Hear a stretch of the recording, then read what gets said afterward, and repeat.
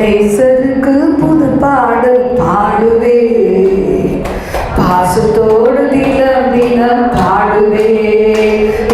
நேசருக்கு புது பாடல் பாடுவே, பாசத்தோடு தினம் தினம் பாடுவே. கர்த்தர் என் மேய்ப்பராய் இருக்கிறார், குறை எனக்கு இல்லையே. ஜீசஸ் கர்த்தர் என் மேய்ப்பராய் இருக்கிறார், குறை ஒன்றும் எனக்கு இல்லையே. ஆனந்தமே என்னாலுமே அப்பாவும் சமூகத்திலே. ஹல்லேலூயா. ஆனந்தமே என்னாலுமே அப்பாவும் சமூகத்திலே. எபினேசருக்கு புது பாடல் பாடுவே, பாசத்தோடு தினம் தினம் பாடுவே. எபினேசருக்கு புது பாடல் பாடுவே, பாசத்தோடு தினம் தினம் பாடுவே. பொறுமுள்ள இடங்களில் மேய்க்கின்றீர், அமர்ந்த தண்ணீரண்டை சேர்க்கின்றீர். புல்முள்ள இடங்களில் மேய்க்கின்றீர், அமர்ந்த தண்ணீரண்டை சேர்க்கின்றீர். ஆனந்தமே என்னாடு கரங்கள் கட்டி அப்பாவும் சமூகத்திலே. ஹல்லேலூயா. ஆனந்தமே என்னாலுமே அப்பாவும் சமூகத்திலே. என் நேசருக்கு புது பாடல் பாடுவே, பாசத்தோடு தினம் தினம் பாடுவே. எபினேசருக்கு புது பாடல் பாடுவே, பாசத்தோடு தினம் தினம் பாடுவே. புது உயிர்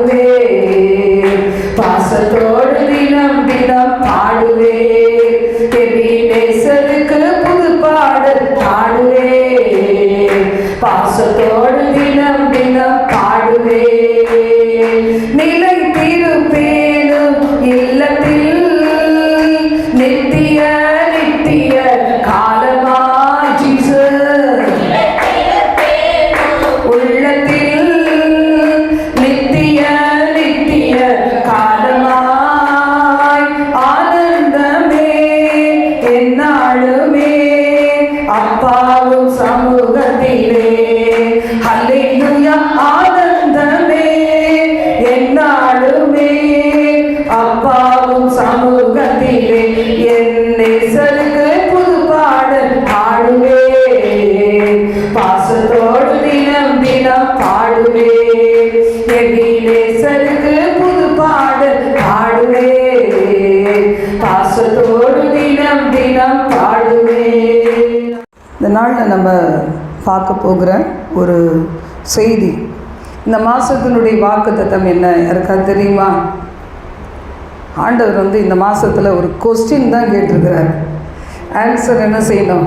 நம்ம தான் பண்ணணும். பதில் நம்ம தான் சொல்லணும், ஆன்சர் நம்ம தான் சொல்லணும். ஆனால் ஆண்டவர் கேள்வி கேட்டிருக்கிறார். நீ எங்கே இருக்கிறாய், உனக்கு இங்கே என்ன காரியம் அப்படிங்கிறது தான் இன்றைக்கி இந்த மாதத்தில் நம்ம தியானிச்சுட்டே இருக்கிறோம். ஏன்னா நம்ம எப்படியோ இருக்க வேண்டிய நாம் இன்றைக்கி ஒன்றுமே இல்லாமல் இருக்கிறோம். அதாவது வசனம் சொல்லுது, தன்மேல அடிக்கடி பெய்கிற மழையை குடித்து நல்ல தரமான ஒரு லேண்டு, நிலம், அதில் நல்லா கொத்தி எரு போட்டு சரியான ஒரு லேண்ட், நல்ல தரமான விதை. ஆனால் அடிக்கடி தான் மேலே பெய்கிற மழையை குடித்தோம் விதைக்கிறவங்களுக்கு ஏற்ற ஒரு பலனை குடிக்காத ஒரு நிலம் சபிக்கப்பட்டது அப்படின்னு பார்க்குறோம். இன்றைக்கு நாம் எத்தனை வருஷம் கிறிஸ்தவங்க, எத்தனை வருஷம் ஆலயத்துக்கு வருகிறோம். காலத்தை பார்த்தா போதகர்களாய் ஆகியிருக்க வேண்டிய நாம் இன்றைக்கி எப்படி இருக்கிறோம்னா அதே லெவலில் இருக்கிறோம். ஆனால் இந்த மாதத்தில் ஆண்டவர் சொல்கிறார், எந்த இடத்துல நீ மறைவில் இருக்க, உனக்கு அங்கே என்ன வேலை இருக்குது, உன்னை நான் அழைத்ததின் நோக்கம் ஒன்று, நீ செய்து கொண்டிருக்கிறது இன்னொன்று, நான் அழைத்த நோக்கத்துக்கு நீ வர வேண்டும்னு ஆண்டவருடைய வார்த்தை சொல்லப்படுது. அதான் நம்ம இந்த மாதத்தெல்லாம் பார்க்க போகிறோம். இன்றைக்கி நாம் பார்க்க போகிற ஒரு போர்ஷன் என்னென்னா, ஆண்டவராகிய இயேசு கிறிஸ்து ரொம்ப நேசித்த ஒரு குடும்பம். என்னது? யாருடைய குடும்பம்? லாசருடைய குடும்பம். மரியாள், மார்த்தாள், லாசர், அவங்களுடைய குடும்பத்தை ஆண்டவர் ரொம்ப நேசித்தார். அப்போ அந்த குடும்பத்தில் என்ன காரியம் நடந்தது அப்படின்னு நமக்கு நல்லா தெரியும். போதகர் உன்னை அழைக்கிறார் அப்படிங்கிற தலைப்பில் இன்றைக்கி செய்தியை பார்க்க போகிறோம். இதில் நாம் பார்க்கும்போது யோவான் 11:28-29 வசனங்கள். இவைகளை சொன்ன பின்பு அவள் போய் தன் சகோதரியாகிய மரியாளை இரகசியமாய் அழைத்து, போதகர் வந்திருக்கிறார், உன்னை அழைக்கிறார் என்றாள். அவள் அதை கேட்டவுடனே சீக்கிரமாய் எழுந்து அவரிடத்தில் வந்தாள். இன்னைக்கு மரியாள் எங்கே இருக்கிறாங்க?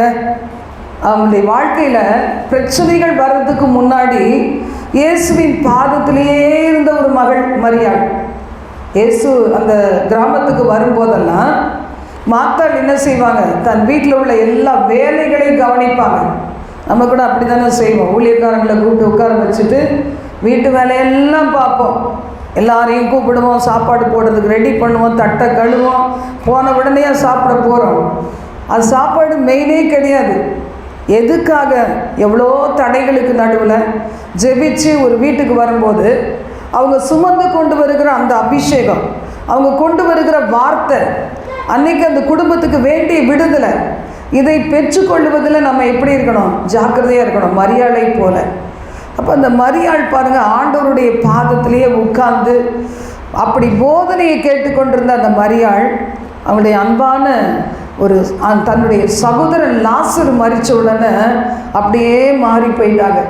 துக்கம் என்ன செய்து அவங்கள கொண்டு போய் வீட்டுக்குள்ளே அடைச்சி வச்சிருது. இயேசு வந்திருக்கிறாருன்னு கூட ஓடி வர முடியல. இயேசு வந்திருக்கிறாரு அப்படின்னு கேள்விப்பட்ட உடனே என்ன செய்கிறாங்க? மார்த்தாள் ஓடி போகிறாங்க. ஓடி போய் ஆண்டவர் இயேசுவை என்ன செய்கிறாரு? இயேசுவை போய் பார்க்குறாங்க. இயேசுவும் மார்த்தாள் என்ன செய்கிறாங்க? பேசிக்கொண்டே வராங்க. அதுதான் நம்ம இதில் பார்க்குறோம். இவைகளை சொன்ன பின்பு அப்படின்னு சொல்லி 28ஆம் வசனம். என்ன சொன்னாங்க? என்ன கான்வர்சேஷன் நடந்தது? என்ன பேச்சுவார்த்தை நடந்தது மார்த்தாளுக்கும் இயேசுவுக்கும் நடுவில் என்று பார்க்கும்போது யோவான் 11:14-20 வசனங்கள். இயேசு அவர்களை நோக்கி, லாசரு மரித்து போனான் என்று வெளிப்படையாய் சொன்னார். ஆண்டவருக்கு தெரியாதா லாசரு மரித்து போயிட்டான்ட்டு? லாசரு வீட்டுக்கு தேடி வர்றதுக்கு முன்னாடியே இயேசு கேள்விப்பட்ட போதே என்ன சொன்னார்?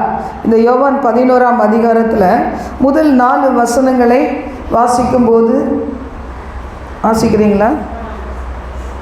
மரியாளும் அவன் சகோதரியுமாகிய மார்த்தாளும் இருந்த பெத்தேனியா கிராமத்தில் இருந்தவருக்கு லாசர் என்னும் ஒருவன் வியாதிப்பட்டிருந்தான். கர்த்தருக்கு பரிமள தைலமும் பூசி தன் தலைமயிரினால் அவருடைய பாதங்களை துடைத்தவள் அந்த மரியாளே. அவருடைய சகோதரனாக லாசரு வியாதிப்பட்டிருந்தான். அப்பொழுது அவருடைய சகோதரிகள், ஆண்டவரே, நீ சிநேகித்தவன் வியாதியாயிருக்கிறான் என்று சொல்ல அவருக்கு ஆள் அனுப்பினார்கள். இயேசு அதை கேட்ட பொழுது, இந்த வியாதி மரணத்துக்கு ஏதுவாய் இராமல் தேவனுடைய மகிமை விளங்குவதற்கு ஏதுவாய் இருக்கிறது, தேவனுடைய குமாரனும் அதனால் மகிமைப்படுவார் என்றார். காலையில் நம்ம பார்த்தோம், ஆனால் அவசரமாக பார்த்தோம், எத்தனை பேர் சரியாக கவனிச்சிங்களோ தெரியாது. அப்போ இந்த வசனம் என்ன சொல்லுது? ஆண்டவர் இயேசு பிரச்சனையை கேள்விப்பட்ட உடனே சொல்லிட்டார், இந்த வியாதி என்னத்துக்கு ஏதுவானதல்ல, மரணத்துக்கு ஏதுவானது கிடையாது, தேவனுடைய நாமம் மகிமைப்பட போகிறது அப்படின்னு சொல்லிட்டார். ஆனால் கூட இருந்த சீஷர்களும் மற்றவங்களும் என்ன சொல்கிறாங்க? சீக்கிரம் போகணுமேன்னு அவங்களுக்குள்ள ஒரு பதட்டம். ஏன்னா இயேசு போன இடத்துக்குலாம் கட்டாயம் சீஷர்களை கூட்டிகிட்டு போயிருந்திருப்பார், தனியாக போயிருந்திருக்க மாட்டார். அதனால் அவங்களுக்கும் இந்த லாசர் மேலே இயேசு வைத்திருந்த பிரியம் தெரியும். எவ்வளவா இயேசு இந்த லாசர் மேலே பிரியம் வைத்திருந்தார். அப்போ அந்த பிரியம் வைத்திருந்தது எல்லாருக்கும் தெரியும். உடனே என்ன செய்யணும்? நம்ம போய் அந்த சூழ்நிலையில் இயேசு ஏதாவது ஒரு அற்புதம் செய்வார் சொல்லிட்டாரு. இந்த வியாதி மரிச்சு போகிறதுக்கு ஏதுவானதில்லைன்னு சொல்லிட்டாரு. அப்போ என்ன செய்யணும்? அங்கே இருக்கிறவங்களும் பதட்டப்பட்டுட்டு இருப்பாங்க, நம்ம சீக்கிரமாய் போய் ஒரு அற்புதம் நடக்காதான்னு சொல்லி இயேசுவோட வந்த சீஷர்களும் ஒரு பதட்டத்தோடு காணப்பட்டாங்க. அங்கே என்னாச்சு? லாசர் வீட்டிலனா அந்த பதட்டமெல்லாம் அடங்கி போச்சு. ஏன்னா இயேசு வருவாருன்னு பார்த்தாங்க, இயேசு வரல. கடைசி என்னாச்சு? அந்த லாசருடைய சரீரத்தை அடக்கம் பண்ணிட்டாங்க. அடக்கம் பண்ண பிறகு தான் அவங்க என்ன செய்கிறாங்க? வீட்டில் உட்காந்து அழுதுகிட்டே இருக்கிறாங்க. முன்னாடி காலத்துலலாம் அந்த மாதிரி என்ன செய்வாங்க? யாராவது மரிச்சு போயிட்டா அந்த வீட்டில் இருந்து தனியாக விட்டுட்டு போக மாட்டாங்க. அந்த வீட்டில் உள்ளவங்கள தனியாக விட்டுட்டு போக மாட்டாங்க. யாராவது அவங்களுக்கு ரொம்ப பிடிச்சவங்க, நண்பர்களாக இருக்கலாம், சொந்தக்காரங்களாக இருக்கலாம், யாராவது இருப்பாங்க. கொஞ்சம் பேர் வீட்டில் இருப்பாங்க. எப்படி ஒரு பிரதிஷ்டை பண்ணனா, வீடு பிரதிஷ்டை பண்ணால் கொஞ்சம் பேர் அப்போ மட்டும் நிறைய பேர் இருப்பாங்க பாருங்க. இன்றைக்கும் இருப்பாங்க, கொஞ்சம் பேர் இருப்பாங்க. ஆனால் இப்படி மரித்து போன ஒரு வீட்டில் முன்னாடி காலத்தில் யாராவது இருப்பாங்க, ஒரு கம்பெனி கொடுக்கறதுக்காக. ஆனால் இப்போ இருக்க காலத்துலலாம் அப்படி இருக்கிறதே கிடையாது. மரிச்சு போனால் என்ன செய்கிறாங்க? எல்லாரும் மாதிரி கல்லறைக்கு போயிட்டு குளிச்சுட்டு வந்துட்டு நேராக பாய் சொல்லிட்டு போயிடுவாங்க. அப்படி தான் காலம் இப்போ இருக்குது. அப்போ அந்த நாட்களில் பாருங்கள், லாசரு மரிச்சு போயிட்டா இந்த மரியாள் மாத்தாள் அவங்களுக்கு ஆறுதல் சொல்கிறதுக்கு நிறைய பேர் என்ன செய்கிறாங்களா? ஆறுதல் சொல்கிறாங்க, அழுகிறாங்க. ஆனால் மரிச்சு போனவங்க என்ன அழுதாலும் வரப்போகிறாங்களான்னு பார்த்தீங்களா? மரிச்சவங்க வீட்டுக்கெலாம் போனால் நமக்கு என்ன அழுக வரும்னா, அவங்க சொல்லி சொல்லி அழுவாங்க பாருங்கள். நம்ம அழுவேணான்னு நினச்சிட்டு போனால் கூட போய் அழ வச்சுருவாங்க. அவங்களுக்கு இவர் எப்படிலாம் இருந்தாங்க அப்படின்னு சொல்லுவாங்க. ஒரு மனைவி கணவன் மனைவிக்கு எப்படி இருந்திருப்பாங்க, பிள்ளைகள் அப்படி பெற்றோரை பார்க்கும்போது. அப்போ அதெல்லாமே பார்த்தீங்கன்னா அவங்க தத்ரூபமாக சொல்லுவாங்க. சில பேர் வேணுன்னே சொல்லுவாங்க, வேணுன்னே அழுவாங்க. அது ஒரு கூட்டம் இருக்கும். இந்த இடத்துல பார்த்தீங்கன்னா ஒரு ஆறுதல் சொல்கிறதுக்காக இந்த லாசர் மரிச்சு போயிட்டானே அப்படின்னு மரியாள் மாத்தாளுக்கு ஆறுதல் சொல்கிறதுக்காக என்ன செய்தாங்களாம்? ஜனங்கள் வர்றதும் போகிறதுமா இருக்கிறாங்க. அப்போ அங்கே இயேசு அந்த இடத்துக்கு வரும்போது பார்த்தீங்கன்னா அவங்க என்ன சொல்கிறாங்கன்னா, அவன் மரித்து போய்விட்டான், லாசரு மரித்து போய்விட்டான்ல, ஆண்டவர் வரலையேன்னு சொல்லி யோசிக்கும் போது இயேசுக்கு நல்லா தெரியுது. பதட்டப்படுகிறவங்களை பார்த்து என்ன சொல்கிறாரு? லாசரு மரித்து போனான், அவனை நான் எழுப்ப போகிறேன், அவன் உயிரோடு எழுந்திருப்பான். யாரும் எதுவுமே நம்பலை. கடைசியாக சொல்கிறார், அவன் மரிச்சிட்டான் அப்படின்னு சொல்கிறார். இந்த 15ஆம் வசனம் யோவான் 11:15 வாசிக்கிறோம். நான் அங்கே இராததினால் நீங்கள் விசுவாசம் உள்ளவர்கள் ஆகிறதற்கு ஏது உண்டென்று உங்கள் நிமித்தம் சந்தோஷப்படுகிறேன். இப்பொழுது அவனிடத்திற்கு போவோம் வாருங்கள் அப்படின்னு சொன்ன உடனே தோமாக்கு புரியல.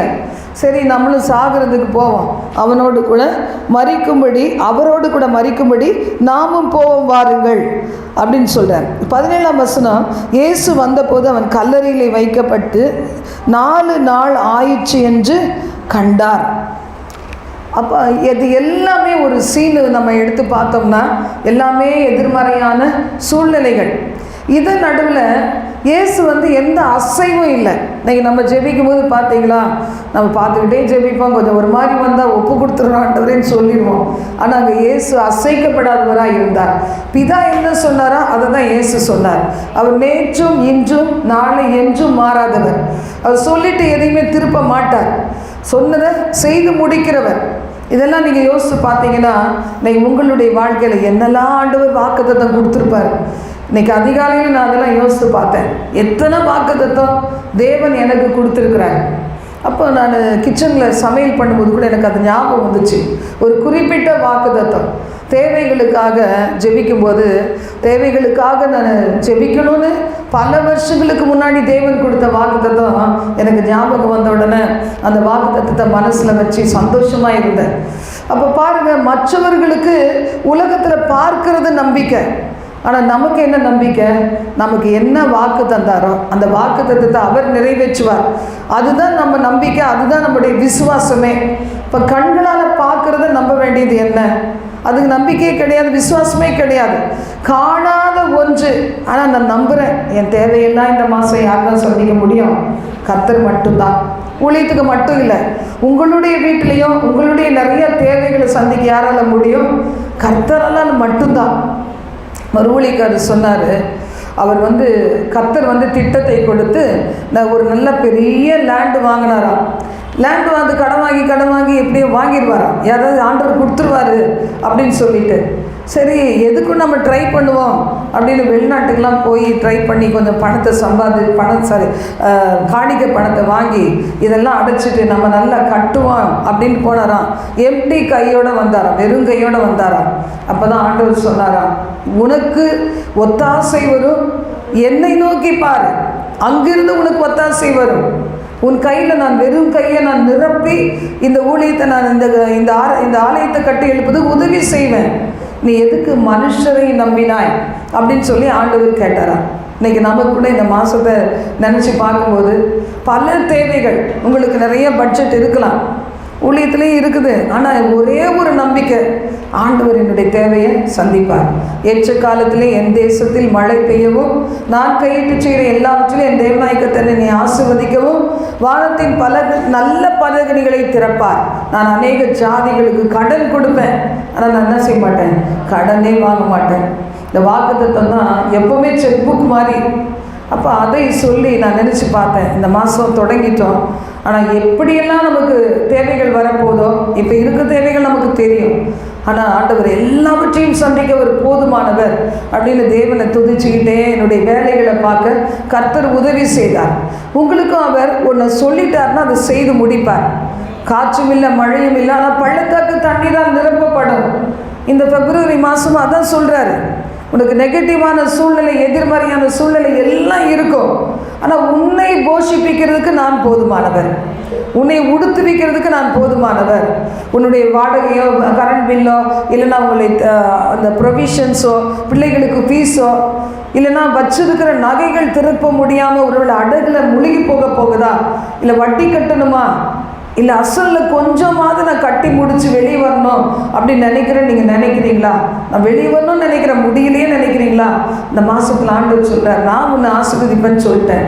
பூமியில் உள்ள வம்சங்கள் எல்லாம் உனக்குள்ள தான் ஆசீர்வதிக்கப்படும் சொல்லிட்டேன். அப்போ ஏன் நீ இதை குறித்து நீ கவலைப்படுற அப்படின்னு ஆண்டவர் நம்மளோடு கூட பேசுகிற ஆண்டவராக இருக்கிறார்.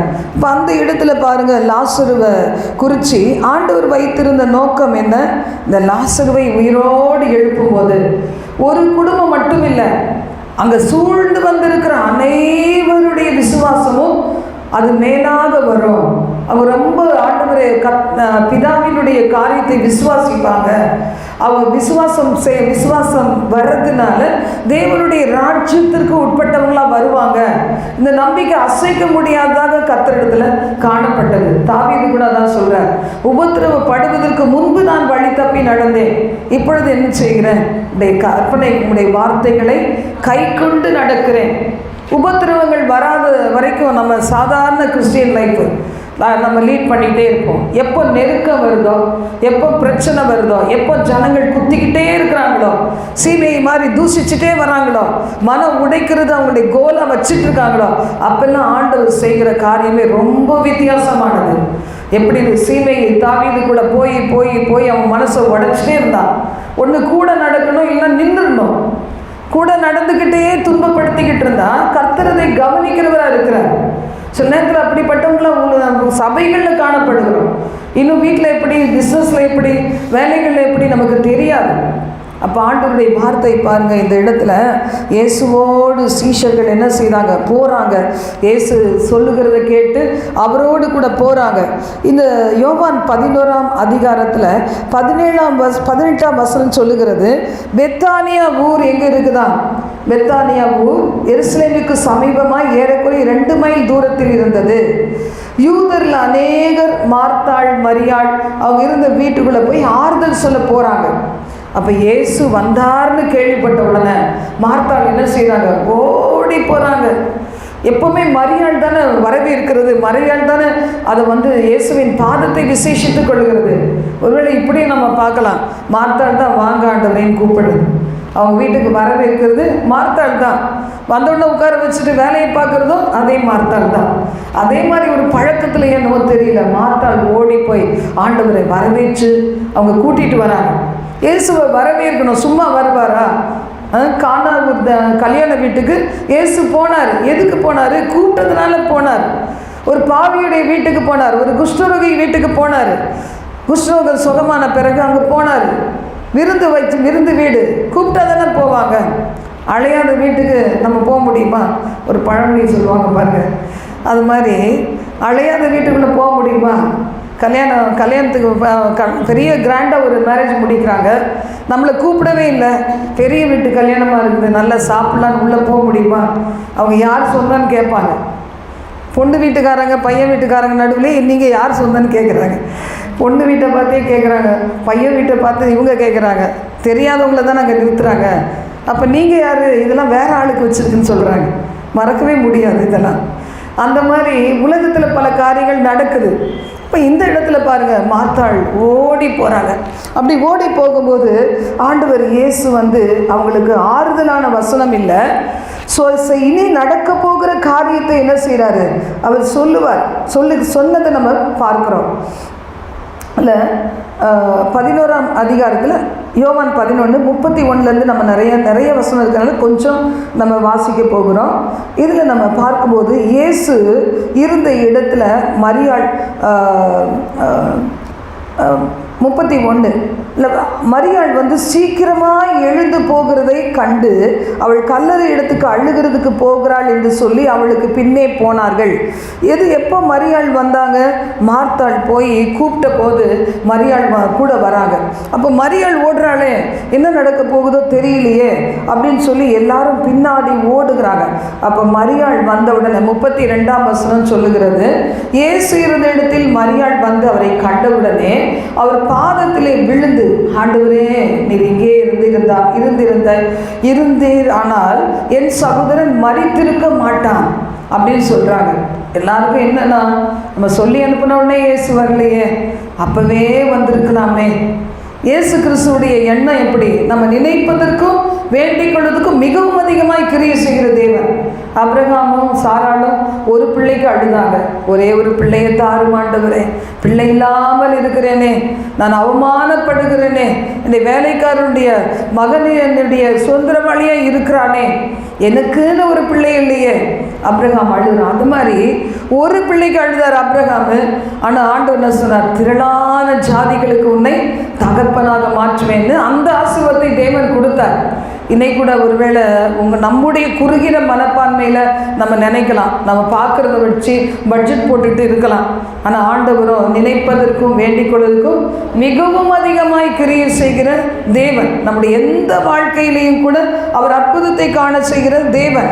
ஒருவேளை இன்னைக்கு பரிசிக்கிற நிலைமையில் நம்ம இருந்தால் கூட 7 பிசாசுகளை அந்த மக்தலேனா மரியாள் விட்டு ஆண்டவர் துரத்தி இருந்தார். 7 பிசாசு போய் அவன் இயேசுவின் பாதத்தில் ஊழியம் செய்வான்னு யாருக்கு தெரியும்? 7 பிசாசு பிடிச்சிருந்தவரை பார்த்து ஒருவேளை கிண்டல் பண்ணியிருக்கலாம், அவள் என்னென்ன பண்ணாலும் தெரியாது. ஆனால் சில பேர் வருத்தப்பட்டிருக்கலாம், என்னைக்கு விடுதலையாகவும் நினச்சிருக்கலாம். இயேசுவால் விடுதலையாக்கப்பட்ட பிறகு இயேசுவோடையே கொண்டு அவள் ஊழியம் செய்ய ஆரம்பித்தான். ஆண்டவரோடையே இருந்தார். கர்த்தர் உயிர் தெழுந்த உடனே முதல்ல அவளுக்கு தான் தரிசனம் கொடுத்தார். இன்னைக்கு ஆகாது என்று தள்ளின கல் என்னைக்கு என்ன செய்யும்? மூளைக்கு தலைக்கல்லாக மாறும். அது அப்படிப்பட்ட காலங்கள் உண்டு. நம்ம விசுவாசிக்க வேண்டியது நம்முடைய கடமை. அப்போ இந்த இடத்துல நாம் பார்க்கும்போது எல்லாம் இயேசு அங்கே பார்க்குறாரு. எல்லாரும் என்ன செய்கிறாங்க? அழுறாங்க. மரியாள் அழுறது அவரால் தாங்கிக்கவே முடியல. தன்னுடைய பாதத்தில் அமர்ந்து கண்ணீரால் கழுவி முத்தம் செய்து ஆண்டவருடைய பாதத்தை விசேஷித்து கொண்டு இந்த மரியாள், அவங்க அக்கா கூட மார்த்தாள் கூட அவங்க வேலை செய்ய போயிட்டாங்க. மரியாள் தானே என்னை கனம் பண்ணாங்க. இன்னைக்கு அந்த மரியாள் கண்ணிலேருந்து கண்ணீர் வருது, என்னால் தாங்கிக் கொள்ளவே முடியலன்னு ஆண்டவர் என்ன செய்கிறார்? அவள் அழுகிறா, அவளோடு வந்த யூதர்கள் அழுகிறாங்க. அப்போ ஆவியிலே கலங்கி போகிறார். ஒரு பக்கம் பார்த்தீங்கன்னா, நான் செய்ய போகிற அற்புதம் இருக்குது, நான் சொன்னது தான், நான் முதலே சொல்லிட்டேனே, அது இந்த வியாதி அவனை கொண்டுறாது, அவன் உயிரோடு எழுந்திருப்பான், அவன் செத்து போக மாட்டான்னு சொன்னனே, ஏன் புரியலை இந்த ஜனங்களுக்கு? அழுகிறார். அவர் அவன் பிழைப்பான்னு சொன்னால் என்ன நினைக்கிறாங்க? அவங்க ஏதோ அதாவது என்ன சொல்கிறது, உயிர் தெழுதலை பற்றி பேசுகிறாரு போல இருக்குது. ஒரு நாள் என்னுடைய சகோதரனை நான் போய் பார்ப்பேன், அது உண்மைதான், இந்த பூமியில் மட்டும் நான் பார்க்குறது முடியவே முடியாதுன்னு அவங்க தீர்மானிச்சிட்டாங்க. அப்போ பாருங்கள், அந்த அழுகையை பார்க்கும்போது ஆண்டவர் கலங்கி துயரம் அடைந்து அவனை எங்கே வைத்தீர்கள் என்றார். ஆண்டவரே பாரும் என்றார்கள். அப்போ இயேசு என்ன செய்தாராம்? கண்ணீர் விட்டாராம். பார்க்குறவங்களாம் சொல்கிறாங்க, எவ்வளவு நேசிக்கிறார், எவ்வளவு இவர் நேசிக்கிறார். ஏன் அந்த பிறவி குருடனுக்கெல்லாம் அற்புதம் செய்த இவர் லாசரு சாகாமல் காப்பாற்றிருக்கலாமே அப்படின்னு சொல்லி எல்லாரும் என்ன செஞ்சாங்களா? கலங்கி நிற்கிறாங்க. அப்போ இயேசு இன்னொரு தடவை யாரை சொல்கிறாரு? நீ வெளியே வான்னு சொல்கிறார். மரியாளை பார்த்து சொன்னார், மரியாளை உனக்கு வீட்டுக்குள்ளே பூட்டிக்கிட்டு அழுகுதான் உன் வேலை, வெளியே வா, நான் உனக்கு செய்ய போகிற அற்புதத்தை பார் அப்படின்னு கூப்பிட்டார். இங்கே என்ன செஞ்சார்? லாசருவே வெளியே வா. மறித்து போய் 4 நாள் ஆகி கல்லறையில் நாரி கிடந்த சரீரம்னு சொல்லி எல்லோரும் நினைக்கிற வேளையில் இயேசு அங்கே என்ன செய்கிறார்? கல்லை எடுத்து போடுங்க. எடுத்து போட்டாங்க. அப்போ என்ன செய்கிறாரு? ஆண்டவரே இப்போ நாருமே அப்படின்னு சொல்லும்போது 40ஆம் வசனம், நீ விசுவாசித்தால் தேவனுடைய மகிமையை காண்பாய். அப்போ என்ன செய்கிறாரு? இயேசு பிதாவை நோக்கி ஸ்தோத்திரித்து அவர் என்ன சொல்லுகிறாரு? எப்பவுமே நீர் எனக்கு செவி கொடுக்கிறீர் ஆண்டவரே, ஆனால் இந்த ஜனங்களுக்கு ஒரு விசுவாசம் வரணும்ல, அதான் கேட்குறேன் அப்படின்னு சொல்லிட்டு அந்த நேரத்தில் அவர் என்ன சொல்கிறாரு? 43ஆம் வசனம், லாசருவே வெளியே வா என்று உரத்த சத்தமாய் கூப்பிட்டார். பாருங்கள், மறித்து 4 நாள் ஆனது, அந்த சரீரம் வெளியே வருது. அவன் உயிரோடு எழுந்து வரான். சரீரம் சரீரத்துக்கு எழும்ப முடியுமா? மறிச்சு போனால் ஏதாவது செய்ய முடியுமா? செய்ய முடியாது. ஆனால் இந்த ஆண்டவருடைய சத்தத்தை கேட்ட உடனே அவர் சொல்கிறார், லாசருவே உன் கதை முடிஞ்சு போச்சுன்னு எல்லாம் அழுகுறாங்க, நீ வெளியே வாப்பா அப்படின்னு ஒன்று வெளியே வரான். அப்போ பாருங்கள், கால்களும் கைகளும் பிரேத சீலைகளால் கட்டப்பட்டிருந்தது, முகம் சுற்றப்பட்டிருந்தது. கட்டுகளை அவிழ்த்து விடுங்கள் அப்படின்னு சொல்லும்போது பார்த்தீங்கன்னா அவன் உயிரோடு அவன் வர்றதை பார்த்தாங்க. அங்கே இருந்தவங்களுக்கு எவ்வளோ சந்தோஷம் இருந்திருக்கும் பார்த்தீங்களா? மரியாள் மார்த்தாளுக்கு, அந்த லாசருக்கும் என்ன வந்திருக்கும்? ஒரு பெரிய ஹாப்பினஸ். இயேசு ஒருவேளை அவன் கடைசியில் மறிக்கிற அந்த நேரத்தில் ஒருவேளை கொஞ்சம் கான்சியஸ் இருந்துச்சுன்னா, கொஞ்சோண்டு ஒரு உணர்வு இருந்துச்சுன்னா, ஐயோ இயேசுவெல்லாம் எதிர்பார்த்தேன் வரலையேன்னு நினச்சிட்டே இருந்திருப்பான். அவன் தூங்கி முழிச்ச மாதிரி முழிச்சு பார்க்கும்போது, இயேசுவை பார்க்கும்போது எவ்வளவு சந்தோஷமாக இருந்திருக்கும் பாருங்கள். அந்த இடத்துல அநேகர் தேவன் மேலே விசுவாசம் உள்ளவர்களாகினார்கள் அப்படின்னு வேதம் சொல்லுது. அதனால தான் சில நேரம் நம்ம சிறுமியை எல்லாரும் பார்க்குறாங்க, தனிமையாக இருக்கிறத பார்க்குறாங்க. எல்லாம் இருந்தும் தனிமையாக இருக்கும்போது மற்றவங்களுக்கு கிண்டலாக இருக்குது. ஆனால் அதையும் பார்க்க வைக்கிற ஆண்டவர் ஒரு நாளில் உன் பிள்ளைகள் உன் பந்தய சுற்றில் ஒலிவுமர கன்றுகளைப் போல இருப்பார்கள். நீ சாகும்போது இல்லை, உயிரோடு இருக்கும்போதே அவர்கள் இருப்பார்கள். பிள்ளைகள் வச்சிருக்கிற உனக்கு உண்டாக போகிற பிள்ளைகளின் திரள் நெருக்கமாக இருக்குன்னு ஆண்டவர் சொன்னார். உனக்கு உன்னை பாழாக்கினவர்கள், உன்னை விழுகினவர்கள் உன்னை விட்டு தூரம் போவார்கள். உன் குமாரர் உன் குமாரத்திகள் வருவார்கள். நீ அவர்களை மணமகள் தன் ஆபரணத்தை அணிந்து கொள்வது போல நீ அணிந்து கொள்வாய்ன்னு சொன்ன தேவன் அப்படியே செய்ய அவர் வல்லமையுள்ள தேவனாக இருக்கிறார். அதனால் இன்றைக்கு நம்ம மனம் கலங்க வேண்டிய அவசியமே கிடையவே கிடையாது. ஆண்டவர் சொல்றார், ஏன் நீ போய் உட்கார்ந்து அழுகுற, வெளியே வா, அற்புதத்தை காண்பாய் அப்படின்னு சொல்றாரு. ஒருவேளை நம்ம இந்த உலகம் வந்து மறந்து போச்சா? செத்து போனவனை போல நான் எல்லாராலும் மறக்கப்பட்டேன். யோபு சொல்றார், செத்தவனை போல எல்லாராலும் நான் மறக்கப்பட்டேன், அருக்கழிவாக பார்க்கப்பட்டேன் அப்படின்னு சொல்றார். அந்த நிலைமை அப்படியே இல்லை, நினைக்க வச்சாரு. நினைக்க வேண்டியவங்க மறந்து போனாங்க, அவங்கள நினைக்க வச்சார். அது வரைக்கும் எங்கே இருந்தாங்களோ அவங்க சகோதர சகோதரிகள்லாம் தெரியாது, நண்பர்கள் எங்கே இருந்தாங்களோ தெரியாது. வரும்போதே எல்லாம் பொண்ணு வெள்ளி எல்லாத்தையும் கொண்டு வந்து கொடுக்கறதுக்கு வராங்க. கர்த்தர் நல்ல தேவனாக இருக்கிறார். இன்னைக்கு கூட நீங்கள் நினச்சிருக்கலாம், என் நிலைமை இப்படி ஆனதுனால தானே எல்லாரும் என்னை மறந்துட்டாங்க, என்னுடைய நிலைமை இப்படி ஆனதுனால தானே கேட்கறதுக்கு யாரும் இல்லைன்னு பலவிதமான தீமைகளை செய்கிறாங்க. இன்னும் வேதனை கொடுக்குறாங்களே, இன்னும் என்னுடையதை பறித்து கொள்ளுகிறாங்களே. ஆண்டவர் சொல்றாரு, விதவியுடைய அந்த அந்த அவங்களுடைய வழக்கை தேவன் கேட்பேன்னு சொல்றார். துஷ்டனே, நீ விதவையுடைய திக்கற்ற பிள்ளைகளுடைய வீட்டுக்கு விரோதமாய் நீ பதிவிருக்காதேன்னு சொல்றார். ஆனால் இப்படிப்பட்ட உலகத்தில் இப்படிப்பட்ட பாதைகளில் நம்ம போகிறோமா? ஆண்டவர் சொல்றார், இதையெல்லாம் பார்த்து உன்னை அடைச்சிக்கிட்டு நீ செத்தவனை போல நீ நினச்சிக்கிட்டு வாழ வேண்டிய காலம் இல்லை. உன்னை வெளியே கொண்டு வந்து மகிமைப்படுத்துவேன்னு கர்த்தர் சொல்றாரு. இந்த 2 பாயிண்ட்டை மனதில் வச்சு நம்ம ஜெபிப்போம். எங்கள் பரலோக தேவனே, இந்த நாளில் கூட நீ எங்கே இருக்கிறாய், உனக்கு இங்கே என்ன வேலை, நீ என்ன செய்து கொண்டு இருக்கிறாய் என்று இந்த மாதத்தில் கேட்க துவங்கினீங்க. இன்னைக்கு ஆண்டவரே, மரியாளை போல துக்கத்தின் மிகுதியினால அறை கதவுக்குள்ளே பூட்டிட்டு வெக்கப்பட்டு வெளியே கூட வராமல் இருக்கலாம். இன்னைக்கு அவங்கள வெளியே வா என்று சொல்லி மார்த்தாள் கூப்பிட்டது போல தூதர்களை அனுப்புங்க. அவங்க தூதர்கள் போட்டோம், இந்த மரியாள் ஓடி வரட்டும் இயேசுவை பார்க்க. ஆண்டவரே, மை ஸ்தோத்திரிக்கிறோம். அப்படி அவளை சிறையிருப்பிலிருந்து வெளியே கொண்டு வர இந்த அதிகாலை பொழுதுல நீ தூதர்களை அனுப்புவதற்கு நன்றி ஆண்டவரே. அதே மாதிரி ஆண்டவரே, எல்லாம் செத்து போச்சு, எல்லா நம்பிக்கை அற்று போச்சு, இனி என்னுடைய ஜீவன் ஆண்டவர் எடுத்துக்கொள்றப்போ எடுத்துக்கொள்ள போறார் அப்படின்னு அந்த நாளை எண்ணிக்கொண்டு இருக்கிற பிள்ளைகளுக்கு இல்லை, உன் சொந்த கண்களால் நீ அற்புதத்தை காண்பாய் என்று சொல்லி இந்த நாளிலே ஆண்டவரே நீர் அவளை அற்புதத்தை காணும்படி ஆண்டவரே, எது மரிச்சு போச்சோ, எது செத்து போச்சோ, எது எல்லாராலையும் ஒண்ணுமில்லைன்னு சொல்லி கணிக்கப்பட்டுச்சோ அந்த காரியத்தை வெளியே கொண்டு வாங்க ஆண்டவரே. மறுபடியும் நீ கட்டுவிக்கப்படுவாய் என்று சொன்ன வார்த்தையின்படி அவளுடைய வாழ்க்கை தலை கீழாக மாறட்டும் ஆண்டவரே. துக்கத்தால் நிறைந்திருக்கிற அந்த எல்லைகள் ஆண்டவரே, நஷ்டம், இழப்பு, வேதனை ஆண்டவரே, இவைகளால் நிறைந்திருக்கிற அந்த எல்லைகளிலே துதி கீதங்கள் எழும்பும்படி கர்த்தர் அனுகிரகங்கள் பாராட்டும். ஐயோ, என் சரீர சுகத்தை இழந்து விட்டேனே என்று சொல்லுகிற பிள்ளைகள் இந்த மாதத்தில் அற்புத சுகம் பெறுவார்களாக. பலவிதமான மூடல்ல இருந்து அன்றைய வியாதியை போல காண்பித்து பிள்ளைகளை வேதனைப்படுத்தி கொண்டிருக்க சத்துரு வெக்கப்பட்டு போகட்டும் ஆண்டவரே. அதிசயங்களை காண செய்வீராக. அநேகரும் இடத்துல விசுவாசம் உள்ளவர்களாய் மாறும்படி நீ செய்த பெரிய அற்புதத்துக்காக நன்றி செலுத்துகிறோம். ஒவ்வொருவரையும் அவ்விதமாய் சாட்சிகளாய் நிறுத்துவீராக. அணைத்துக் கொள்ளும் ஆசீர்வதியும் அருகாமை அவர்கள் உணரும்படி செய்யும். உன்னுடைய பிரசன்னத்தினால் அவர்களை சூழ்ந்து கொள்ளுவீராக, வழி நடத்துவீராக. எல்லா துதியும் கனமகிமையும் கர்த்தர் ஒருவருக்கே செலுத்துகிறோம். இயேசுவின் நாமத்தில் ஜெபிக்கிறோம் பிதாவே. ஆமென், ஆமென்.